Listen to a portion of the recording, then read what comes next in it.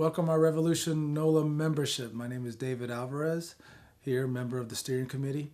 We have interviewed the 4 candidates for the House Representatives District 93 open seat that's coming up for election on March the 24th. Please listen to the answers and decide whom best represents your best interests and whom may be our voice in the state House of Representatives to help open the door for progressive policies and lawmaking that's going to help and improve our quality of life. Once again, listen to the questions, make that vote. Thank you very much. We're here with Royce Duplessis, a candidate for District 93 State Legislature. Welcome. And we want to thank you. We want to thank you for answering the questions and giving our membership the opportunity to hear some more detailed responses to some of the issues that are salient for our group. So we'd like to get started by asking about ballot initiatives in the state of Louisiana. As you're aware, the public cannot have ballot items added through public petition in the state of Louisiana. And we would like to know your willingness to champion an amendment or a law that would allow for expansion of petition-motivated ballot initiatives in our state. I'd be a strong supporter of that. I absolutely would. I think that is principle and key to a democratic process. So if the people want to put something on the ballot, let's let the people put something on the ballot through a petition style like you described. So I would be a strong supporter of that. Okay, wonderful. Would you be also supportive of convening a constitutional convention to maybe make some changes to our constitution that's been holding us back, if you will, as a state? Absolutely. I believe it's a conversation we must have. I think that if we're going to have it, though, certain parameters and aspects need to be defined on what that constitutional convention will look like and how it will play out, because we want to ensure that it's independent. We want to make sure that it's democratic and that it's really people driven and not politics driven. So I think we really need to take a look at the number of amendments that we have right now. I think it's like over 170 constitutional amendments. Too many constitutional amendments, too many statutory dedications. We absolutely need to revisit our Constitution. But again, I'm concerned about ensuring that the process is one that's fair and independent. Okay. Yes. Let's talk a little bit about home rule, in that policies that are typically, very popular, especially here within New Orleans, like the minimum wage or affordable housing, are often attacked through preemption by the state legislature. What would be your approach for us returning this power to the people? For sure. So I have said it repeatedly on the campaign trail that what's the purpose of us being a home rule municipality, a city, if we don't have the ability to pass the laws that we as a city want to pass? The state tried last year to preempt inclusionary zoning. I've been very clear that I would oppose any attempts by the state to preempt inclusionary zoning, because we as a city have decided that through our housing policies that this is a strategy that we want to take to ensure that there's housing for everyone, that there are affordable housing mechanisms in place. So I would do all that I can to preempt that. Furthermore, with respect to the living wage, I would work to try to dismantle the law that currently prevents us from being able to set our own minimum wage with respect to private employers. So I just find it interesting that many of the folks in Baton Rouge who want to preempt cities from New Orleans from setting those types of policies are often the first to say local is best. They'll say states' rights, and we don't need big government interfering, but big government interferes in local government when we set policies that we think are progressive and are in our best interest. So I'm against the state preemption on a living wage, which we don't have right now, and I'm against any state effort to try to preempt our housing policies and anything else. Okay.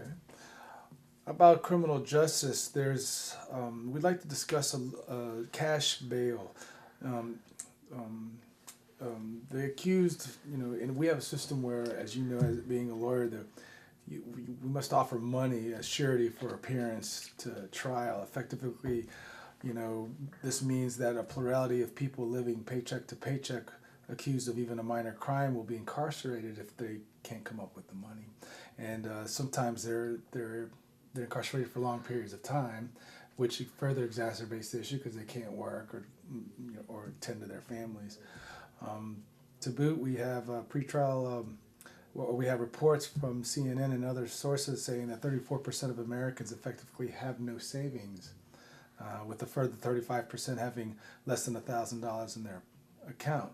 So what would you support or further champion that would bring an end to cash bail in our for minor offenses in our state?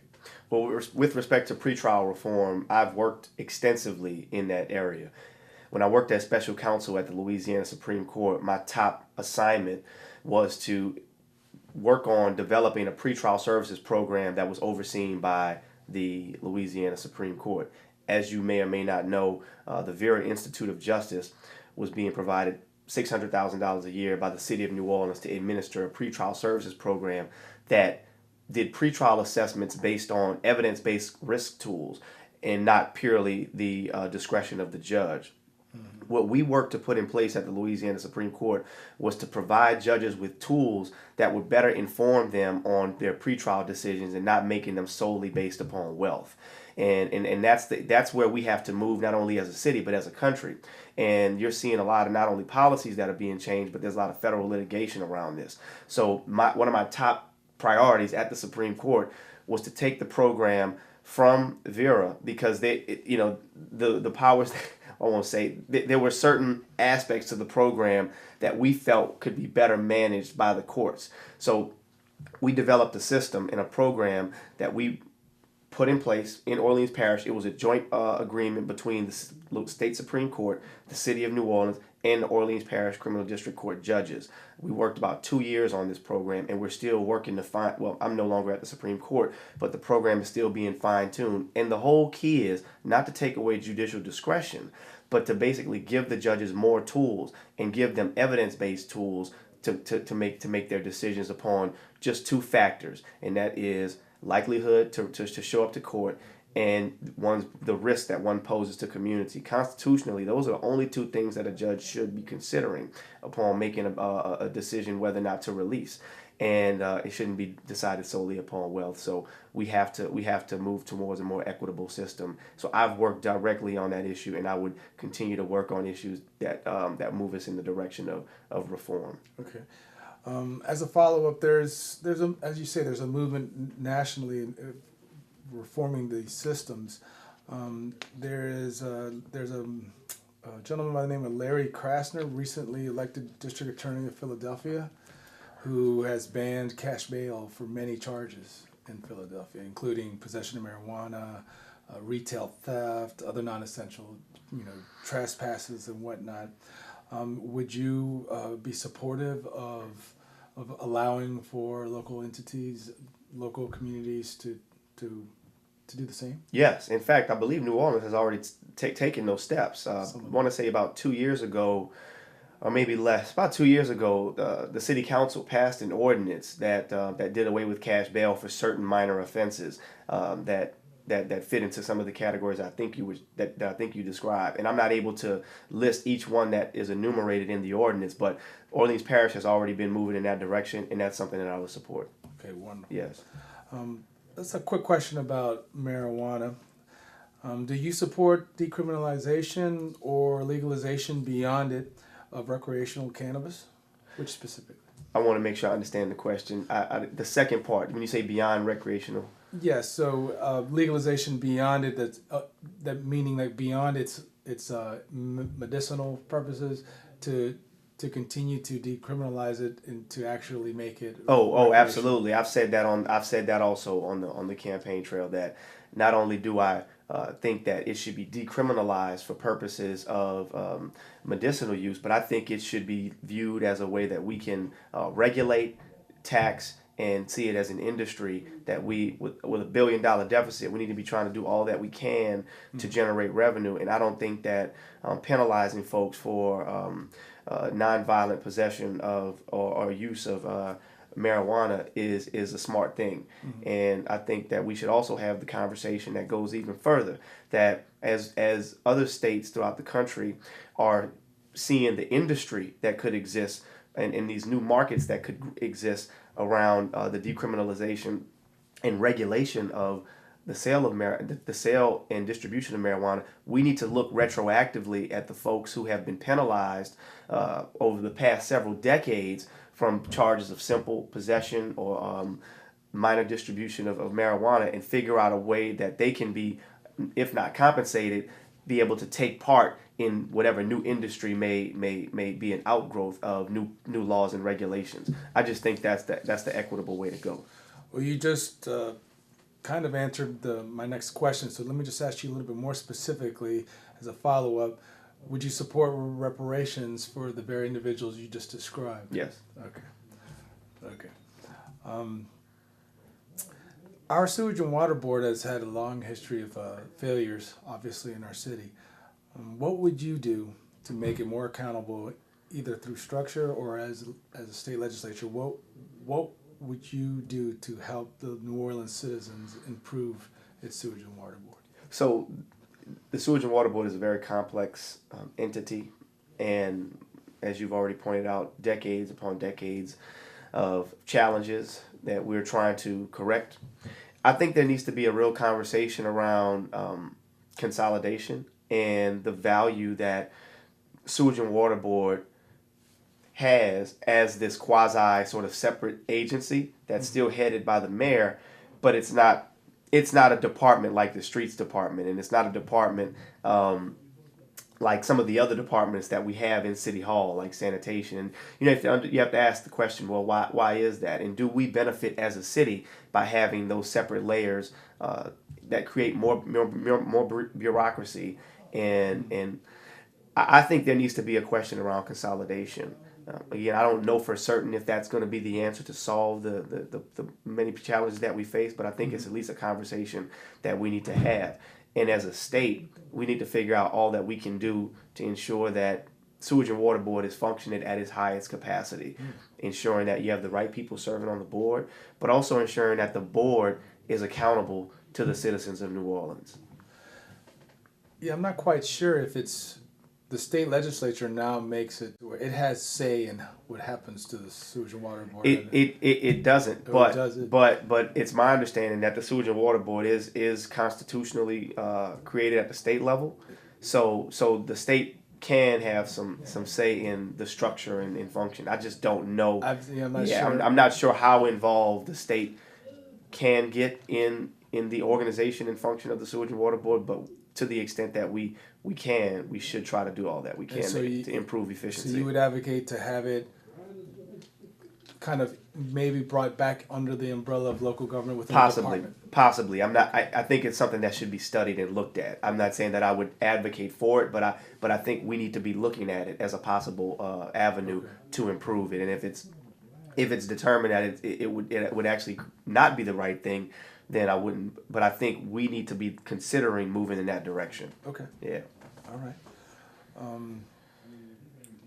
We have very interesting laws regarding children and our education here in the state of Louisiana. One in particular doesn't allow for our Department of Health and Hospitals to ask our children about their sexual behaviors, their sex lives, which rather hamstrings us in our ability to kind of assess the needs, especially, and to address the sex education needs of our children throughout our state. We also have exceptionally high rate of sexually transmitted diseases in the state of Louisiana, being ranked second in the nation for those surveyed in a 2016 CDC report. So taking this into consideration, what would you do to address these real concerns in the state of Louisiana regarding our children's sexual behaviors and our high rates of HIV infection and other sexually transmitted diseases? I think education is the key. And I think that trying to prevent educating our children around what is natural and their growth and development, I think, is a direct is directly tied to the higher rates of not only sexually transmitted diseases but also teenage pregnancies, and that is a big issue. And I think the only way that we can begin to curb some of those ills will be by educating our children. And it's unfortunate that when these efforts have been attempted year after year, I think most of the legislation that's been proposed makes it optional, so that parents in many cases don't make it such that it's a requirement that our youth and our children disclose certain information, but it's really optional on whether they partake in certain sharing of information. Mm-hmm. So, I think that we have to do a much better job of being willing to educate our children around sex ed, so that we can begin to address some of these ills. So I would absolutely be in favor of doing all that we can to educate our children. Okay. Due to multiple factors, including disparities in prenatal care, in Louisiana, Black women are 1.8 times to 3.4 times more likely to die of a pregnancy-associated or pregnancy-related cause than white women. What can you do, or what can we do, to improve the maternal health and patient outcomes for women of color in our state? That's a good question. I think education it goes back to education, but I don't think it stops there. That's a real public health issue that we're dealing with. I think a lot of factors play into it. I mean, I'm not a doctor, and I do realize that as African Americans, our women have certain issues that they may or may not be dealing with that are hereditary, and certain issues health-wise that they may be dealing with that other races, for whatever reason, may or may not deal with. Again, but I think education and access to quality health care is key. So I think kind of extending from the education piece, just ensuring that there's access to quality health care, and that we're doing all we can to educate our women and making sure that they have access to checkups and preventative measures, so that they're not suffering at the rates in which they're suffering. Okay. But I think access to local and quality health care is probably the most important thing that we can do. Mm-hmm.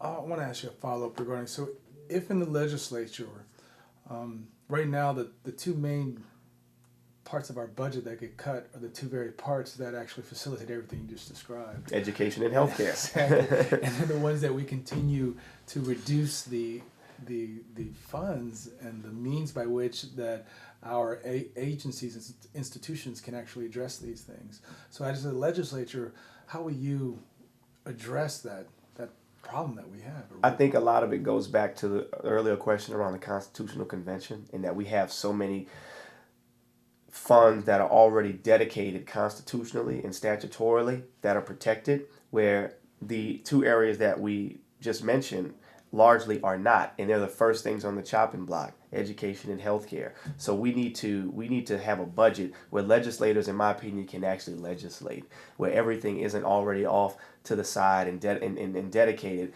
that as year after year, when certain decisions can get made, we can actually look at a real budget, and not just like this piece of a budget where we can cut, and we're cutting in areas where people most vulnerable are suffering. Mm-hmm. So I think it ties back into just the fundamental structuring of our budget and how we deal with our budget on the state level. But we have to do a better job in not decreasing funding in those areas. We need to ensure that we're likely spending more, mm-hmm. because we're going to get better outcomes if we invest in our people. If we invest in education, we'll be able to attract jobs. If we invest in healthcare, we'll have healthy communities and we'll have thriving communities. But if we don't invest in education and healthcare, we're gonna continue to be ranked as number 50 in the country. In terms of best states to live in or worst states to live in. Mm-hmm. I agree. Let's talk a little bit about environmental issues here in the state. Seeing that job growth in solar is outpacing oil and coal and is now the fastest growth industry worldwide and in the United States, what will you do to help us reclaim the title of #1 solar city in the country, like we were in 2015 when we had Louisiana solar state tax credits? Yeah, so I think the tax credits were big, and we were very unique in that respect in terms of having those incentives. I'm very concerned about that, just not simply from an economic development standpoint, but even from an environmental standpoint. In law school, I founded the Howard Energy and Environmental Law Society because we didn't have anything like that. I was very concerned about environmental justice, and I'm still very concerned about environmental justice. I worked at the EPA Division of Civil Rights, and I worked at the White House Council on Environmental Quality. After law school, I came home and I worked as an energy regulatory lawyer, and I was involved in trying to craft policy around expanding local opportunities for solar companies to be able to provide those services in our communities. So when we did at the state level, when the sunset was done, it was it was almost like shutting down an industry, and that's an industry that we need to continue to work to welcome so that we can be a leader as that industry continues to grow. So, I would do all that I can to promote that. I think I've worked extensively on it, and I would want to take that experience to Baton Rouge to be an advocate for renewables that go beyond not just solar, but where we can. There's probably not a whole lot of opportunity for wind, but there's other areas that we can geothermal and other ways we can generate our own energy. We're dealing with some big issues right now around the development of the proposed development of the plant in New Orleans East. But I would want to be a champion for new growth of new industries, as well as protecting our environment. And I think the tax credit was one way that we were doing that. We were doing that. So hopefully we can get back to that. Well, you make mention of the plant that's being built, or soon to be. Yeah. It's my understanding that once built, the company Entergy will be able to not only provide New Orleans with more power, but also sell that power that it's producing to customers and throughout the South. Would you support, as a state legislature, taxing that profit and that action so that we may reclaim some of the $200 million that we're going to spend to actually build the plant? On the sale of the power that they generate, yes. Okay. I just want to make sure I understood the question. Yes. Yeah. Some or at least a mechanism to receive some type of return on the investment that the residents of Louisiana are making. The ratepayers, for sure. Yeah. It is a harsh reality, but oil and gas companies hold a lot of influence over politicians in our state. How will you fight to hold oil companies accountable and protect our vulnerable coastline and communities that are often have to suffer the bad effects of a lot of their industry activities? I think by being an advocate first and foremost. Again, going back to some of the pieces I mentioned to you about my concern around environmental justice, not only for communities of color and poor communities, but for us as a state, and how our coast has been eviscerated by much of the doings of the oil and gas companies that you described. I know that there's some litigation that's going on that the state is involved in, and I think the companies have to be held accountable. I mean, it's just a reality. And once our precious most precious resources are eroded, we're left with nothing. And we have to be more thoughtful and more careful on how we do things going forward. And I'm willing to have that honest conversation with the big corporations in this state if given the opportunity to go to Baton Rouge. So I support the governor's efforts on what he's doing and on taking on these companies, and I think we need to stand firm behind that. Okay. I have a quick yes/no question, and it's regarding a national movement to convene a constitutional convention. Do you support or would you help champion a state resolution to formally call for a limited amendment convention under Article 5 of the U.S. Constitution to limit the corrupting influence of money in elections? Yes or no? I want to make sure I understand the question correctly. We're talking about campaign contributions?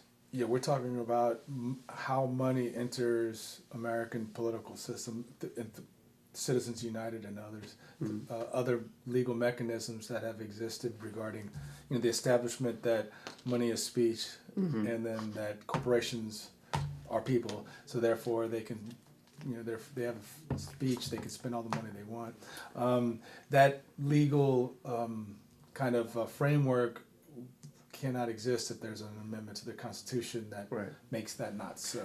Okay. So right now there's a national movement where states are signing, each state legislature is signing a formal resolution to join in a constitutional convention.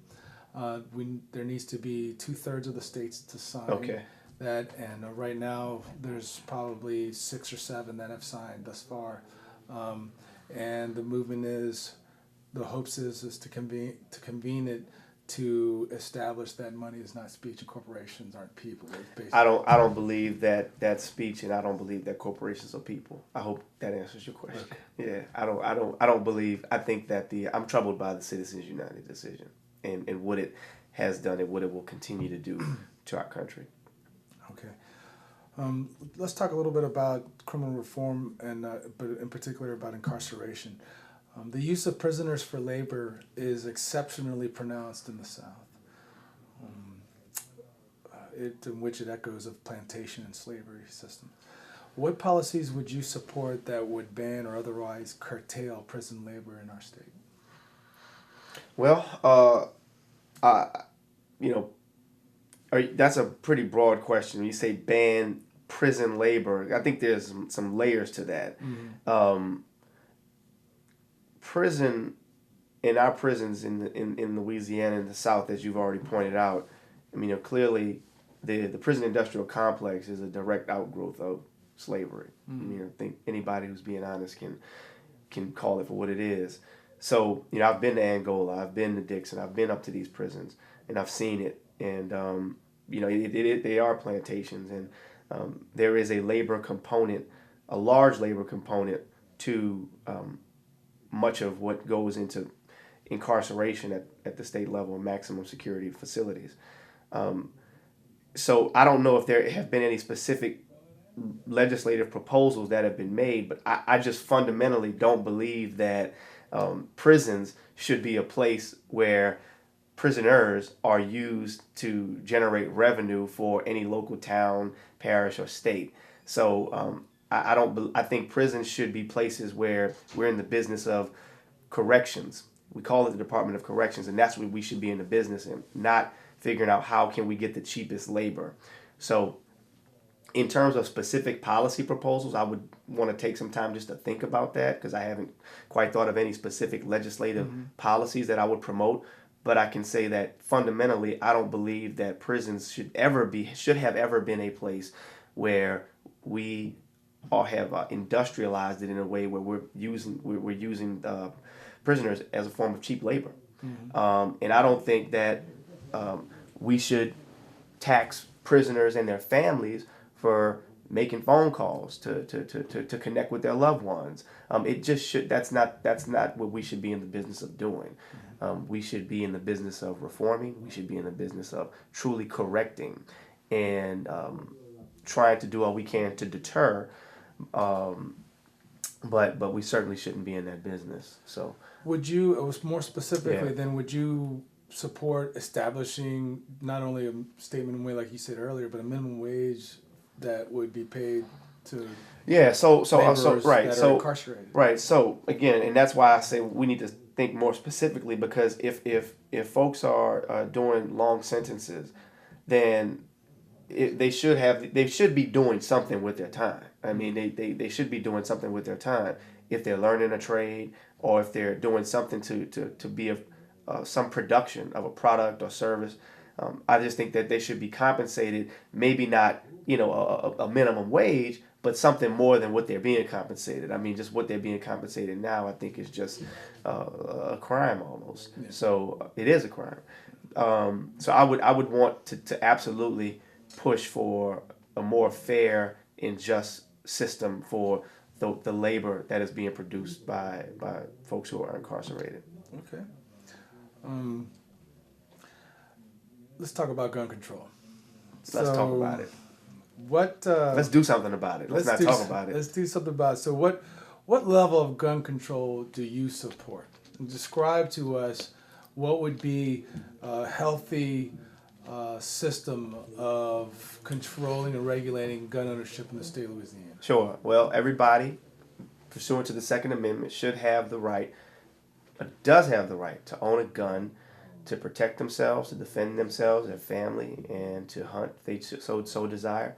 I don't believe that when the Second Amendment was drafted, that they ever envisioned military style assault rifles, and I don't believe that the framers ever envisioned any weapons like that being available to any American citizen.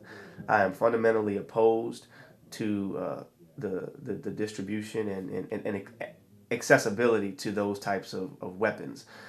Fundamentally, absolutely, there's no wavering whatsoever on that, and I will not ever waver on that.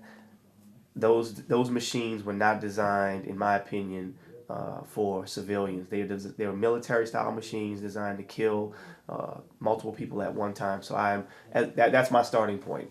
I think I would start there. And to my Second Amendment people, this is not. I don't even view that as a restriction on guns in any way. I mean, that is just pure common sense. I can't just go out and buy a hand or a tank, or a bazooka. So I put those types of guns in the same category.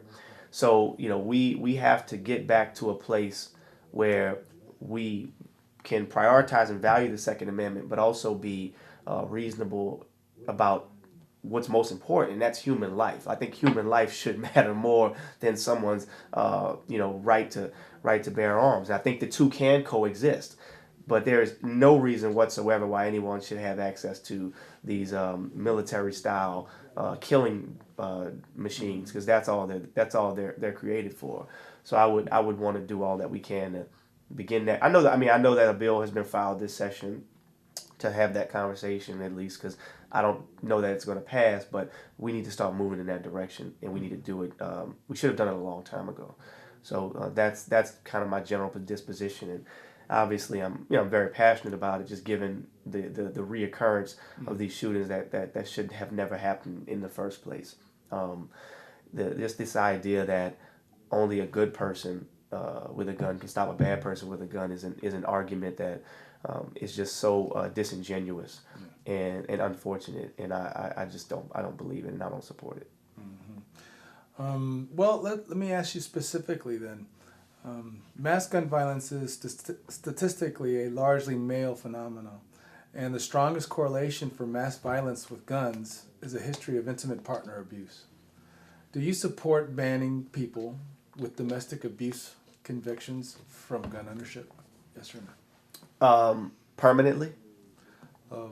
Not necessarily permanently. It could be you can set that parameter. It could be for extended periods of time. Yes. So it's my understanding that we currently have laws on the books that prevent individuals who've been convicted of domestic violence and or other certain specific offenses from owning guns. The problem that we have right now is that there's no process in place for local law enforcement to actually get those guns from individuals who've been convicted of domestic violence and other crimes. So to answer the question, yes, I don't know the amount of time. I don't know that I would promote. I don't know that I would go as far as saying they should be prohibited forever from being able to own a gun if you were once convicted of domestic violence. So the amount of time and the penalty would have to have some sort of correlation with the crime and the amount of time that there has been. But I would support there being some at least temporary ban for a time period. But more specifically, we have to figure out a mechanism where local law enforcement can effectively get the guns from the people. Because right now, they say, well, you can't have any guns, you can't own any guns. Well, how do we go about ensuring that folks no longer own guns? Do we, have a subpoena? We go to the house, pick up the guns, and make sure, So we need a more effective system in place right now, and right now that we don't have that system. Okay. Well, All right, Royce. Well, thank you so much for answering all these questions. I want to give you an opportunity to speak to the membership about who you are and what you stand for. So the floor is yours. How much time do I have? As much time as you need. Go ahead. Well, first of all, thank you, David, for all the work that you do and for your advocacy, and thank you to Our Revolution. My name is Royce Duplessis, and I'm a candidate for the State House of Representatives of District 93. I'm running for this seat because I believe in service. I believe in servant leadership. Those of you who will watch this, I want you to look at what I've done. I think that's the best indication of what someone will do. I'm committed to serving others. I'm committed to serving others because that's how I was raised. My mother and father raised my brothers and I to believe in certain values: hard work and responsibility, but also love and compassion. And out of that love and compassion is a great sense of equity that I desire to promote for my community and for my state. And I believe that I am of best use by going to Baton Rouge and putting my legislative experience to work, putting my policy experience to work, putting my advocacy experience to work, and my experience as an attorney to work. So this is not just a desire for me to run for office for the sake of running. I'm doing this because I have the passion and I have the experience. And I can go to Baton Rouge today and begin to be effective. I want to have these difficult conversations. I don't want to go to kick the can down the road. I believe in the idea of revolution, and I believe that we all have a personal revolution, and that personal revolution is simply answering the call. And this is my way of answering the call to serve my community. My name is Royce Duplessis. I'm number 6 on the ballot. I would truly appreciate the support of this organization, and I believe in the work that you all are doing, and I thank you all so much for the opportunity. All right, thanks. Thank you. All right. Thank you, David. All right.